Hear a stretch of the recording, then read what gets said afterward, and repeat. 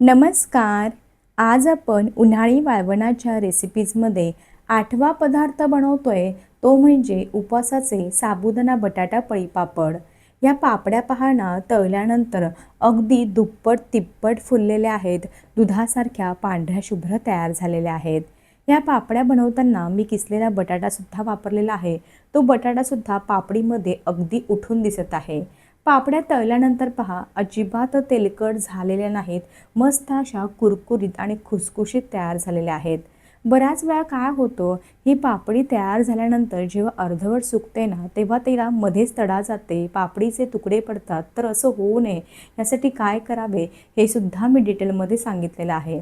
आता साबुदाण्याच्या तुलनेमध्ये पाण्याचं योग्य प्रमाण किती घ्यावं, बटाटा कितपत घ्यावा, त्यासोबतच ना आता हे मिश्रण शिजलं आहे की नाही हे कसं ओळखावं, मिश्रण कितपत घट्ट करावं पापडी टाकण्यासाठी, हे सुद्धा अगदी अचूक टायमिंगसोबत आणि परफेक्ट असं सांगितलेलं आहे.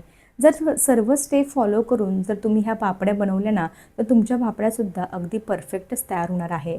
पापड्या पहा, सुकल्यानंतर अगदी छोट्या झाल्या होत्या, तळल्यानंतर खूपच छान अशा फुललेल्या आहेत. व्हिडिओवरूनच तुम्हाला समजलं असेल पापडी किती खुसखुशीत आणि कुरकुरीत तयार झालेली आहे. अजिबात तेलकट झालेली नाही. जरासुद्धा एकही थेंब तेलाचा वापर न करता आपण ह्या पापड्या तयार केलेल्या आहेत. एकटी महिलासुद्धा भरपूर साऱ्या ह्या डब्बा भरून पापड्या तयार करू शकतात, इतक्या सोप्या आहेत. आता ही पापडी तयार करण्यासाठी कोणत्याही प्रकारची जास्तीची मेहनत लागत नाही, कोणत्याही प्रकारचं जास्तीचं सामान लागत नाही आणि पूर्वतयारी करावीसुद्धा लागत नाही. चला तर वेळ न वाया घालवता रेसिपीला सुरुवात करूयात. जर तुम्हाला माझ्या रेसिपीज आवडत असतील ना, तर चॅनलला जरूर सबस्क्राईब करा, त्यासोबतच बेल आयकॉन देखील प्रेस करा. अगदी निःशुल्क आहे. चला तर लगेचच आपण आजच्या रेसिपीला सुरुवात करूयात. मी ह्यापूर्वीसुद्धा भरपूर साऱ्या रेसिपीज अपलोड केलेल्या आहेत. पाहिल्या नसतील तर एकदा जरूर चेक करा. साबुदाणा बटाटा पळीपापड तयार करण्यासाठी मी या ठिकाणी बरोबर वजनी प्रमाणामध्ये अर्धा किलो साबुदाणा घेतलेला आहे. आपला रेग्युलर खिचडीसाठी जो साबुदाणा वापरतो ना, तोच घ्यायचा आहे. आता आपल्याला हा साबुदाणा भिजत घालायचा आहे, त्यामुळे मोठ्या मिक्सिंग बाउलमध्ये काढून घेऊयात आणि 1-2 पाण्याने स्वच्छ धुवून घ्यायचं आहे. असं धुवून घेतला की लगेचच आपण नॉर्मली खिचडी बनवण्यासाठी ज्या पद्धतीने साबुदाणा भिजत घालतो ना, तितपतच पाणी घालायचं आहे. म्हणजे केवढं पाणी घालायचं, साबुदाणा पाण्यामध्ये पूर्णपणे बुडेल आणि अगदी थोडंसं त्याच्यावरती पाणी राहील इतपतच पाणी घालायचं आहे. जास्तीचं पाणी घालायचं नाही. आपल्याला साबुदाणा अगदी मोकळा सुटसुटीत भिजला गेला पाहिजे इतपतच पाणी घालायचं. चला तर झाकण ठेवूयात आणि साबुदाणा साधारणतः रात्रभर असाच पाण्यामध्ये भिजत ठेवूयात. सकाळीच मी ह्याचे पापड तयार करायला सुरुवात करणार आहे. साधारणतः 8 ते 9 तास तरी साबुदाणा पाण्यामध्ये भिजत ठेवणं आवश्यक आहे. हे पहा, आज सकाळी मी 7 वाजताच पापड तयार करायला सुरुवात केलेली आहे. झाकण ओपन करूयात. साबुदाणा पहा, अगदी मस्त असा मोकळा सुटसुटीत भिजला गेला आहे. आता ना हा साबुदाणा जो आहे ना, तो चांगला असा मोकळा करून घेऊयात. हे पहा, या पद्धतीने अगदी असा साबुदाणा भिजला गेला पाहिजे, म्हणजे पापड्या ना अगदी छान अशा तयार होतात. अशा प्रकारे साबुदाणा चांगला असा मी मोकळा करून घेतलेला आहे. आता वजनी प्रमाणामध्ये अर्धा किलो साबुदाणा घेतला होता, त्यासाठी मी या ठिकाणी बरोबर 350 ते 400 ग्रॅम बटाटा वापरणार आहे. आता मी या ठिकाणी मुद्दामच थोडासा बटाट्याचं प्रमाण जास्त घेतलेलं आहे, कारण मला ह्या पापडीमध्ये ना थोडासा बटाटा जास्त आवडतो. पण जर तुम्हाला थोडासा बटाटा कमी घालायचा असेल ना, तर अर्धा किलो साबुदाण्यासाठी तुम्ही या ठिकाणी पाव किलो बटाटा वापरू शकता. आता आपल्याला हा बटाटा असा कच्चाच वापरायचा आहे. बटाट्यांच्या वरची सालं काढून बटाटा चांगला असा किसणीने किसून घ्यायचा आहे. अगदी बारीक किसणीने न किसता थोड्याशा मोठ्या होलाच्या किसणीने किसायचा आहे. आणि हा किसलेला बटाटा जो आहे ना, तो आपल्याला मिश्रणामध्ये अगदी शेवटी घालायचा आहे. ते तुम्हाला मी नंतर सांगणारच आहे. आता हे पापडांचं मिश्रण शिजवण्यासाठी एक मोठी आणि जाड बुडाची कढई घेतलेली आहे. आता पाणी किती घालायचं? सुरुवातीला साबुदाणा भिजत घालण्यापूर्वी आपण ज्या वाटीने साबुदाणा मोजून घेतला होता ना, अगदी सेम त्याच वाटीने बरोबर 5 वाट्या पाणी घालायचं आहे. 1 वाटी साबुदाण्यासाठी बरोबर 5 वाट्या पाणी घाला. हे अगदी परफेक्ट प्रमाण आहे. तुमचे पापड 100% परफेक्टच तयार होणार आहे. हे पहा, अशा प्रकारे 5 वाट्या पाणी घालून घेतलेलं आहे. आता ना आपल्याला हे पाणी जे आहे ना, ते चांगलं असं गरम करून घ्यायचं आहे. झाकण ठेवूयात कढईवरती, म्हणजे कसं पटकन गरम होईल.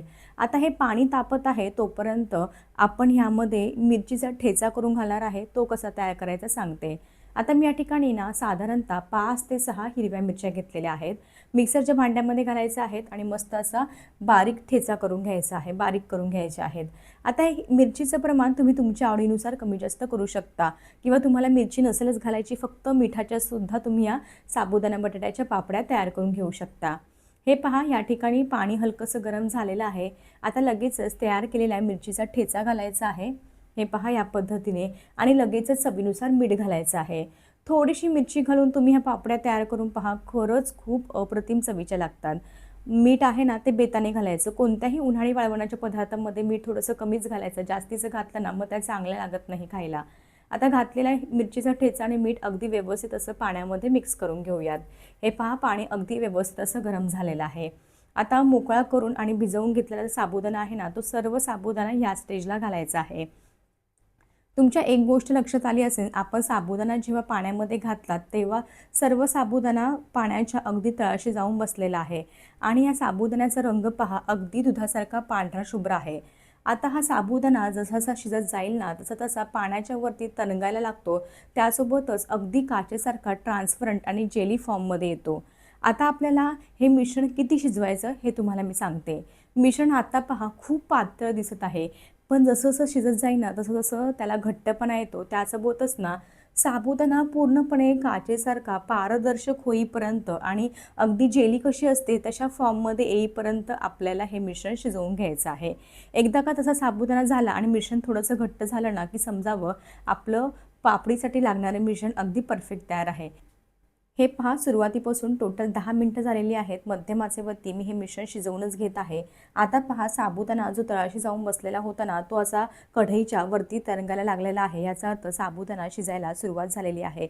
पण अजून मिश्रण फार पातळ आहे. घट्ट होईपर्यंत आणि साबुदाणा पूर्णपणे काचेसारखा पारदर्शक ट्रान्सपरंट होईपर्यंत आपल्याला हे मिश्रण शिजवून घ्यायचं आहे. साधारणतः आपण अर्धा किलो साबुदाणा घेतला होता, त्यासाठी ना आपल्याला 40 ते 45 मिनिटं ह्या ठिकाणी मध्यम गॅसवर. आता या ठिकाणी पहा, मिश्रणाला जास्त वेळ सोडायची नाही. सतत आलेली आहे सुरुवातीपासून टोटल लागण्याची. या ठिकाणी 20 मिनिटं झालेली आहेत. आता आपण या मिश्रणाला उकळी येण्याची वाट बघत आहे सतत हलवत. आता पहा, या ठिकाणी तरीही सुद्धा मिश्रण फार पातळ आहे. साबुदाणा सुद्धा अजून पांढरा दिसत आहे. चला तर मध्यम गॅसवरती सतत हलवत राहून छान असं मिश्रण शिजवून घेऊयात.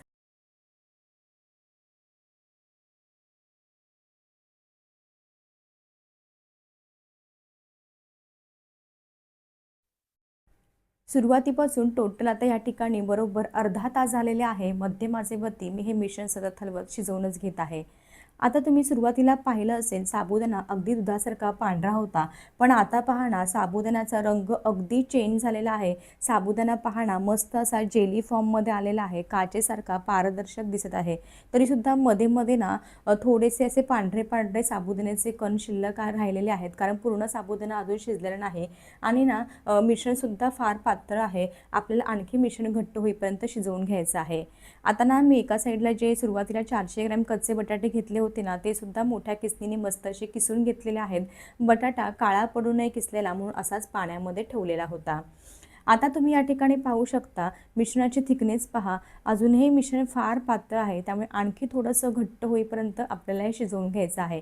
पण ह्यापेक्षा जास्तीचं घट्ट करायचं नाही, कारण आपल्याला अजून किसलेला बटाटासुद्धा ह्यामध्ये घालायचा आहे. आणखी 5 मिनिटं मध्यम गॅसवरती शिजवून घेतलेलं आहे. आता तुम्ही या ठिकाणी मिश्रणाची कन्सिस्टन्सी पहा, अगदी परफेक्ट आहे आणि पूर्णपणे साबुदाणासुद्धा शिजलेला आहे. अगदी जेव्हा ह्या कन्सिस्टन्सीचं मिश्रण होईल ना आणि साबुदाणा जो पूर्णपणे शिजला जाईल ना, तेव्हा आपण हा जो किसून घेतलेला बटाटा आहे तो बटाट्याचा संपूर्ण किस आपल्या या मिश्रणामध्ये घालायचा आहे. एक गोष्ट लक्षात ठेवायची आहे, किसामध्ये जेवढं शक्य होईल ना तेवढं पाणी चांगलं असं पिळून घ्यायचं आहे.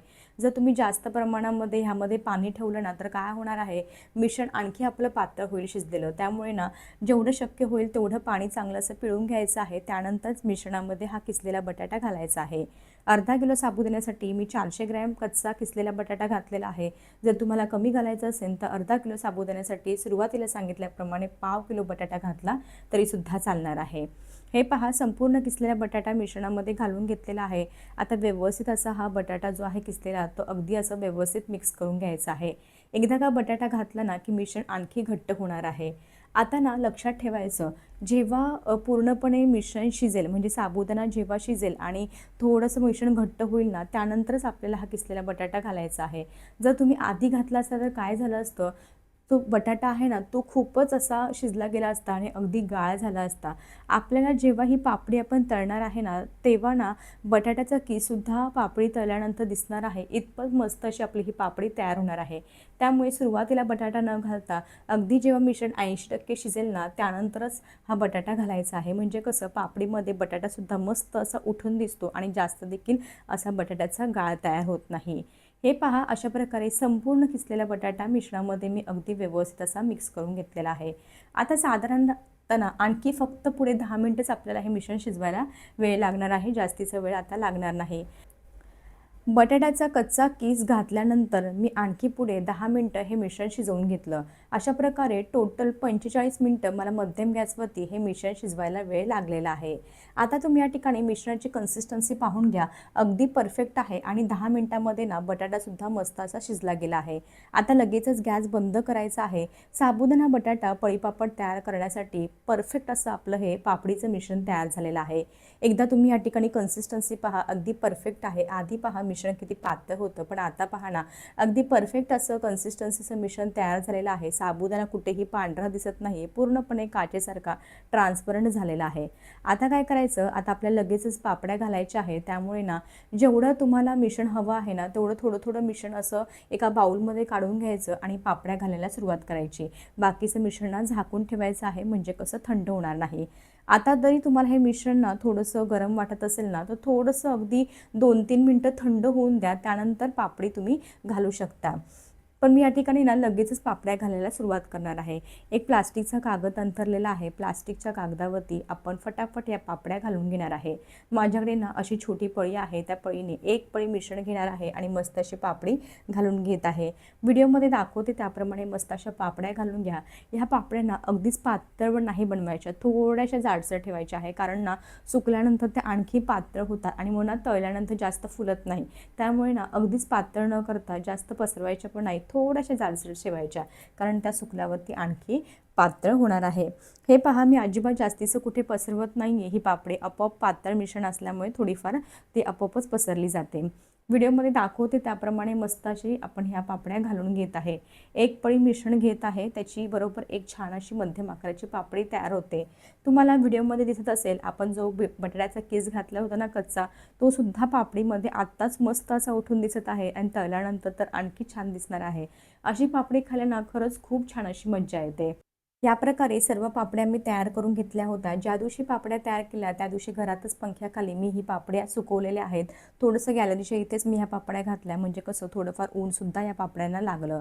7 वाजता पापड्या घातल्या होत्या. एका बाजूने ना पापड्या चांगल्या अशा संध्याकाळी 5-6 वाजता पंख्याखाली सुकल्या. त्यानंतर ना पापडीची बाजू मी बदली करून घेतली होती आणि पंख्याखाली सुकवून दिल्या. नंतर पुढचे 2-3 दिवस कडकडीत ऊन चांगलं असं पापडीला दाखवलं होतं. आता या पापड्या पहा ना किती मस्त अशा छान सुकलेल्या आहेत. पहिला दिवस घरातच पंख्याखाली वाळत घाला, पण नंतरचे 2-3 दिवस कडकडीत ऊन दाखवणं फार गरजेचं आहे. उन्हाळी पदार्थ आपल्याला 1-2 वर्ष टिकवायचे असतात, त्यामुळे चांगलं असं ऊन दाखवा, म्हणजे कसं पदार्थ देखील चांगला असं टिकून राहण्यास मदत होते. पापडी पहा ना मस्त अशी सुकली गेली आहे. सुकल्यानंतर पहा आणखी पातळ झालेली आहे, मस्त अशी काचेसारखी पारदर्शक दिसत आहे. तुम्ही या ठिकाणी ना पापडीची साईज पाहून घ्या. तळल्यानंतर अगदी तिप्पट चौपट फुलणार आहे आणि मस्त अशी तळल्यानंतर पांढरे शुभ्र दिसणार आहे. चला तर आता मी तुम्हाला काही पापड्या तळून दाखवते, म्हणजे तुमच्या लक्षात येईल. कढईमधलं तेलसुद्धा चांगलं असं कडकडीत गरम झालेलं आहे. तुम्ही या ठिकाणी पापडीची साईज पाहून घ्या. मस्त असं मध्यम ते मोठ्या गॅसवरती पापडी तळून घ्यायची आहे. आता ही पापडी पहा ना तळल्यानंतर मस्त अशी दुप्पट तिप्पट फुललेली आहे आणि छान अशी पांढरी शुभ्र तयार झालेली आहे. तुम्हाला सुरुवातीला सांगितल्याप्रमाणे ह्यामधला जो घातलेला बटाटा होता ना, तो सुद्धा पहा अख्खाच्या अख्खा दिसत आहे. पापडीमध्ये मस्त असा उठून दिसत आहे. प्लेटमध्ये पापडी काढून घेऊयात. या पापड्या बनवायला खरंच खूप झटपट तयार होतात आणि सोप्या आहे. प्रमाण जर अगदी व्यवस्थित घेतलं ना, तर पापडीसुद्धा अगदी 100% परफेक्टच तयार होईल. आता मी तुम्हाला मुद्दामच आधी सांगितलं, पापडी जास्त अशी पातळ करायची नाही, नाहीतर काय होतं, आपण करताना पापडी जास्त पातळ पसरवली ना, तर ती सुकल्यानंतर खूपच कागदासारखी पातळ होते आणि मग जेव्हा तुम्ही अशी तळायला जाताना लगेचच लाल होते. लगेच पटकन असं त्याला ना जळकट वास येतो आणि खायलासुद्धा अशी करपट लागते. त्यामुळे पापडी ना जास्त पातळ न घालता थोडीशी जाडच घालायची, म्हणजे कशी तळल्यानंतर सुद्धा मस्त अशी फुलते देखील, पांढरी शुभ्र होते, अजिबात लाल वगैरे पडत नाही. हे पहा, अशा प्रकारे तुम्हाला मी आणखी 2-3 पापड्या तळून दाखवते. मस्त अशा पापड्या तयार झालेल्या आहेत. खूप छान चवीला एक नंबर तयार झालेल्या आहेत. आता हे पहा, अशा प्रकारे मी काही पापड्या तळून घेतलेल्या आहेत. पापड्या पहा ना, मस्त अशा काचेसारख्या पारदर्शक, त्यासोबतच मस्त अशा पांढऱ्या शुभ्र तयार झालेल्या आहेत. तुम्ही या ठिकाणी साईज पाहून घ्या पापडीची. मस्त अशा दुप्पट-तिप्पट फुललेल्या आहेत. त्यासोबतच बटाटा पहा, मस्त असा उठून दिसत आहे. तुम्हाला मी पापडी तोडूनही दाखवते म्हणजे तुमच्या लक्षात येईल. मस्त अशी खुसखुशीत कुरकुरीत पापडी तयार झालेली आहे. अजिबात तेलकट वगैरे झालेली नाही. व्हिडिओमध्ये सांगितलेल्या सर्व टिप्स फॉलो करून तुम्ही ह्या पापड्या तयार करा. तुमच्यासुद्धा अशा 100% परफेक्टच तयार होणार आहे. कशी वाटली तुम्हाला माझी ह्याची रेसिपी? आवडली असेल तर उन्हाळी वाळवणाच्या रेसिपीमध्ये हा पदार्थ जरूर करून पहा, मी सांगितलेल्या सर्व टिप्स फॉलो करून. कसा झाला मला कमेंट बॉक्समध्ये सांगायला मात्र विसरू नका. चला तर असेच भेटूया एका नवीन आणि सोप्या रेसिपीसोबत. तोपर्यंत मस्त खा आणि हेल्दी राहा.